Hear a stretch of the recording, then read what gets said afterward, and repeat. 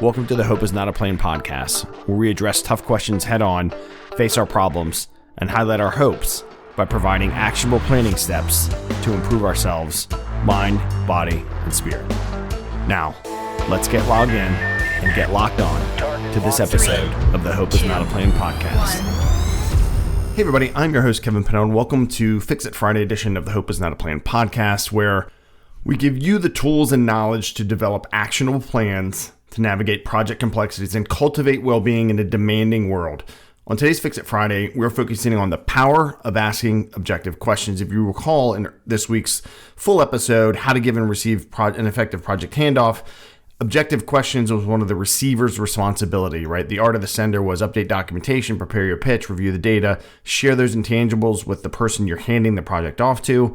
The receiver, we're going to switch on receiver mode to take information in, familiarize ourselves with the case, ask these objective questions, and then start thinking of next steps. So as we hone in on the objectivity piece, these questions should seek natural and verifiable information, right? Not be based on opinions or biases. Focus on facts, use neutral wording, be clear and concise. So how do objective questions differ from subjective questions, one may ask? So subjective question is, here's an example, isn't this project management system the worst, right? It's filled with opinion. It doesn't give verifiable opinion. And, it's part of regular language talk. Nothing wrong with it. An objective version might be, what about the project management system isn't working well for the team, right? It's about information, reviews, critical response. This is kind of where we want to be when we're handing off a project, particularly being as objective as possible. We need to get those facts. Time may be a factor, right? Another scenario leaders run into on subjectivity or objectivity is discussions that have to do with policies, right? A subjective question, maybe, isn't this new policy terrible? Well, if we can be a little more productive and a little more objective, we could maybe say, what are the specific goals of this new policy, right? So we get to how is this going to help and less about commiserating things. And there's a place for that in the workplace for sure, or outside of the workplace. But when we're given a handoff, we want to provide the person with as much information. And when we're asking questions, we really just want the facts, right? We can get lost in kind of opinions and gossip and things like that. And so why ask these questions? So to me, objective questions help us in three fundamental areas. One, they cut through emotional responses and biases that I mentioned, right? So someone might be handing off a project and they don't want to. Maybe they really like this project. Maybe they're leaving. Who knows? But it helps kind of take that emotion out during the handoff piece. The second thing is they help us gather accurate information and make informed decisions. Data matters, right? And garbage in, garbage out. So if we don't have a lot of data to provide to the person, then they're going to have garbage to go on and have to start all over and find their own information. And number three, we ask because we want to improve communication and our understanding with others, right? This is all about communicating information that has to do with a project that someone else is going to need to do better. Here's a real life scenario to kind of talk through those and some questions I believe could be helpful. And this is, let's say you're facing a career change. I've seen lots of folks on LinkedIn, Reddit, Facebook. It happens, right? We either decide or it's decided for us. But here's some objective questions that I think can help you, me, others make the best choice when we're thinking about a career change. One, what are factual pros and cons of staying where I am? Along the same lines, what are factual pros and cons about the new job I think I want to do? Asking ourselves this ownership piece, this pillar one, right, of ourselves. Am I doing all I can in my current role? Really, objectively, if I assessed myself as a candidate for my current job, would I hire me for what I'm doing right now? We know if we're putting in the work or not. And another one is, are you doing all that you can outside of work, those 7 pillars, to balance your life? Because if you're out of balance out of work, you're not going to be as productive at work. And that means managing your stress and exercising and owning what you can, having those boundaries, right? Making connections or reestablishing them, focusing on that sleep and having some faith.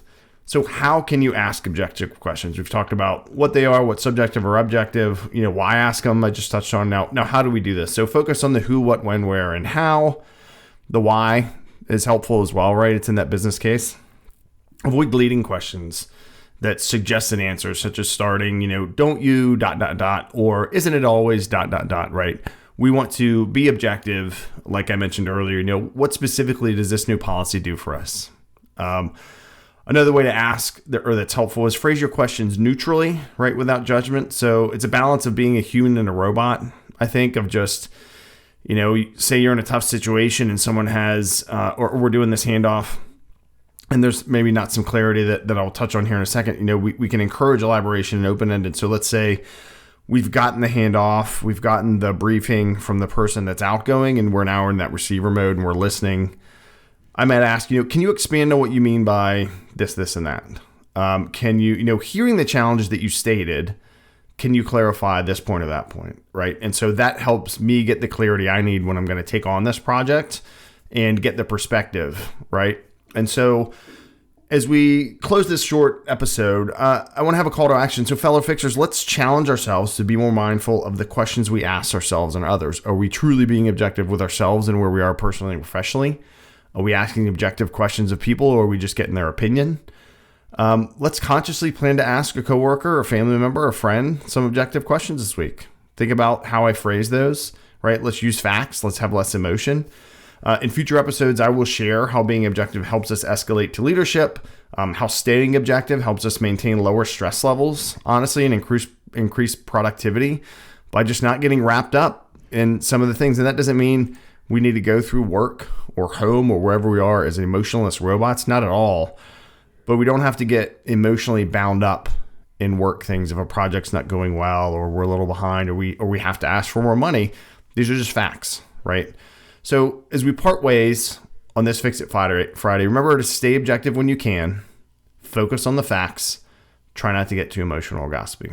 Thank you so much for listening to Hope is Not a Plan. Please visit hopesnotaplan.com, HOPESNOTAPLAN.com for the show notes. Adding transcription of the podcast. So for folks that need to have this read aloud, those will be on the website. And subscribe, right? You can subscribe via the website to get update emails when I post something. Also, you can subscribe via Apple, Spotify, Amazon, iHeart, Pandora, wherever you listen to things, and also get all the resources on the website as well. But I'm on all the platforms that most folks listen on. I'm also on Twitter and Instagram at Hope's Not a Plan, Facebook page Hope is Not a Plan, and the YouTube channel that was Garage Gym Fit, Penalphi Fitness Club, is now called Hope is Not a Plan, because as I mentioned about getting on the fitness path, and that's one of the major pillars, pillar 3 of balance in my life, regular exercise is critically important.